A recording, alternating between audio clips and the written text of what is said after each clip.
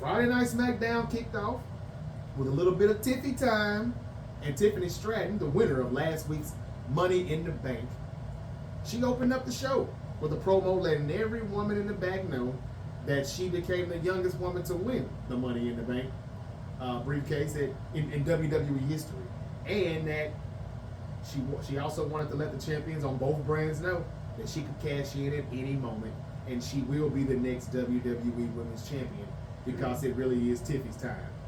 Now, she was interrupted by the current WWE Women's Champion, Bayley, and Bayley told her that she'd be the first woman to fail if she tried to cash in on her. Bayley was cut off by the Queen, who we don't see enough of. As I mentioned about the King of the Ring winner, Gunther, we don't see enough of the Queen of the Ring, Nia Jax. Well, she showed up, and she was pissed. And she said, wait a minute, hold up, stop the press. Bayley was cut off by Nia Jax, and Nia let Bayley know that she's basically worried about the wrong person. That being Tiffany Stratton. And she's saying that the person she should worry about is her, the Queen of the Ring, Nia Jax, and she is going to victimize Bayley at SummerSlam. Now, Nia Jax also told Tiffany that she had no problem with her. She's kind of like her personal Barbie doll or something like that. And so they're kind of creating a little faction, a little partnership right now, and screw Bayley. They beat Bayley down for a brief moment, and as that's going on, though, after that quick beatdown by Nia Jax and Tiffany Stratton, she was rescued for the moment by Mia Yim, who had been in NXT for a little while right now. She's been kind of doing both shows. And so they're working her way back up on the roster the right way this time, it seems like it. So she has a match. After she saves Bayley, she has a one-on-one match with Nia Jax. In that one-on-one match, she put up a great fight against Nia Jax. I almost thought she was going to win. But of course she wouldn't win. You can't beat the Queen. So even though she put up a good fight, she still lost to the Queen of the Ring. And the beatdown from Nia Jax and Tiffany Stratton continued on Bayley after this match. And that was what was interesting was that Tiffy almost cashed in her Money in the Bank. When Bayley was laid out unconscious. And Nia Jax looks like, what the hell's going on? And Tiffy kind of plays it off like, oh, I wasn't really going to cash it in. Come on, friend. We're good. High five. High five.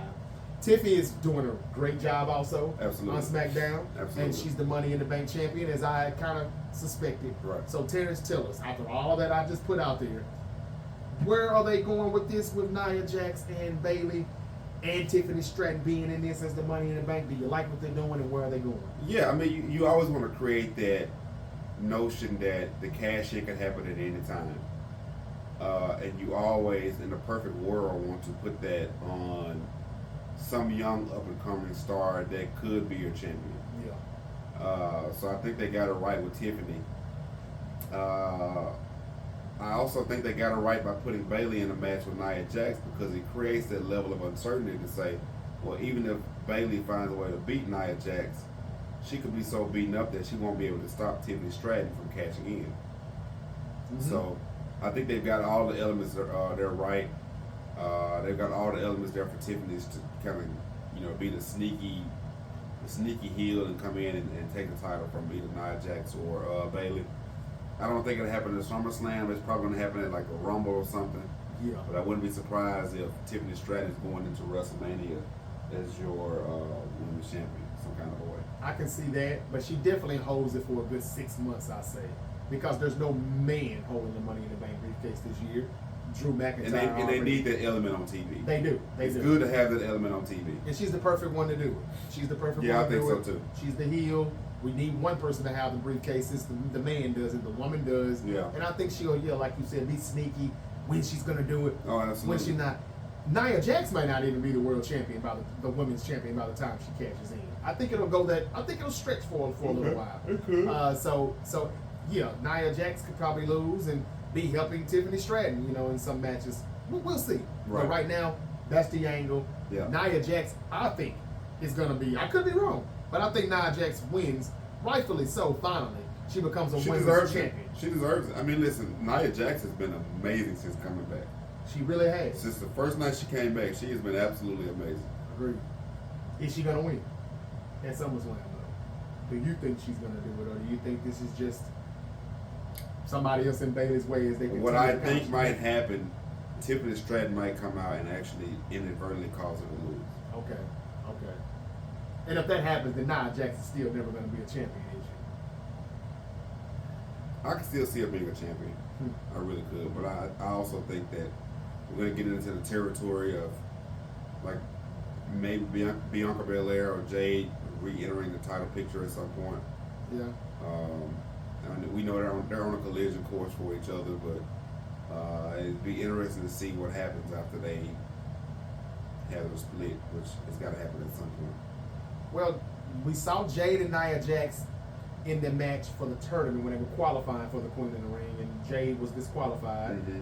Maybe she could try to get her lick back for that. We hadn't saw her say or have any type of Right. interaction with Nia Jax Right. since then. I'm just guessing on what could happen if Nia was to lose, but Nia Nope. shouldn't lose this. Who cares about Bayley being the champion anymore? I mean, I think WrestleMania, she had her moment. She had her moment. Here Yeah. we are in August now coming up. I mean, we could see that. We definitely could see that. Nia Jax is very, very deserving of the women's championship. I think so. I'll be disappointed if Bayley retains at SummerSlam. I would. But again, if they do something like what Terrence is saying here, I guess, Yeah. I could accept it. But to me, it just tells me that Jax is not. She's just not going to be the champion anytime soon. Right. That's the part that I don't like. She should be the women's champion. All right. Keeping it moving.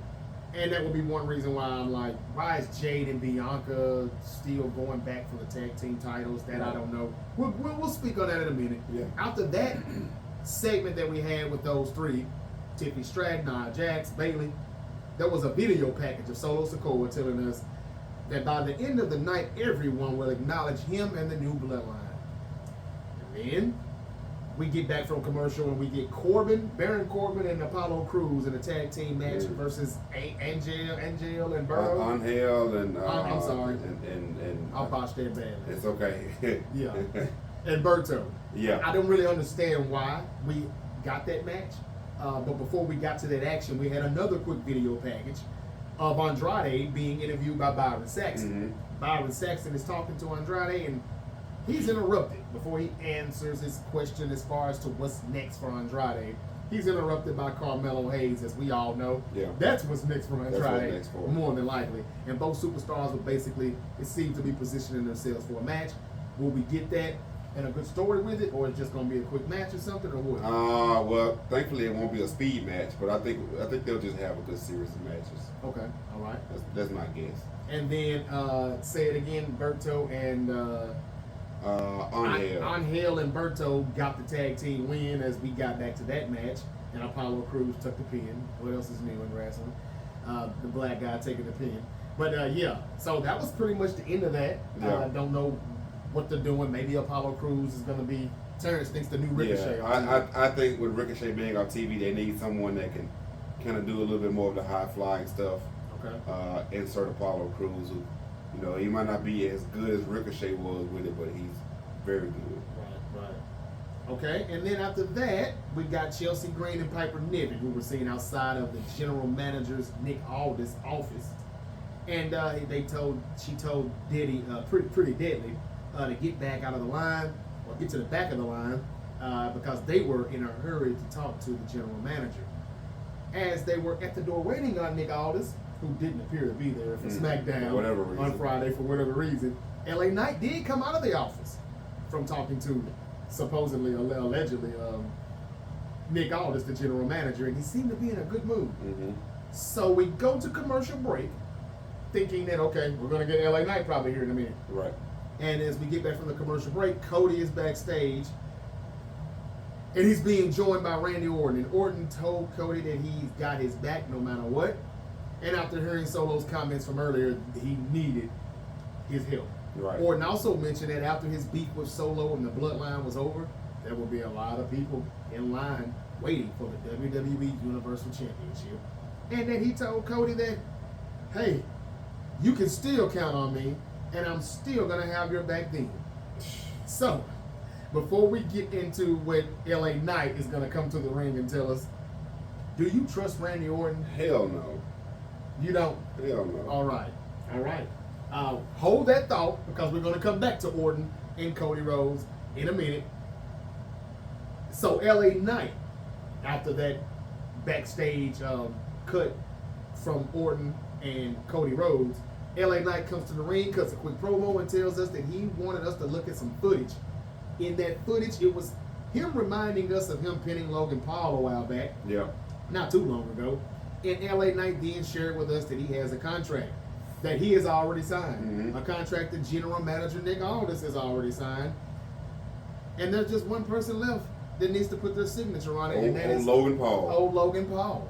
And so he says that he wants a match with Logan Paul at SummerSlam, and he's just waiting on his John Hancock. LA Knight, Logan Paul, SummerSlam. I think like what they're going on? Yeah, I think that this was always the goal. This has been the goal for a while. You remember this time last year, LA Knight was so hot, and people wanted the WWE title to be put on him. Yeah. I think at that point they already decided, hey, we can't give him that. We can't give him this title, especially at this time. No. But we can give him the United States Championship Yeah. at some point. So I think that's going to be the goal for him. All right. And now, keep in mind, ladies and gentlemen, Cleveland, Ohio will be the location for SummerSlam, Saturday, August 3rd. Yep. And that is Logan Paul's hometown. That is his hometown. And you think that he will lose in his hometown, in Cleveland Brown Stadium? Yeah, I think so. Okay. Yeah, I think so. I think that somehow some brass knuckles or something mysteriously comes, about, and Logan Paul cheats his way to beat LA Knight, but then the pay-per-view after that, or hell, maybe a Smackdown after that, he will win that United States Championship and get his moment. Now again, Vince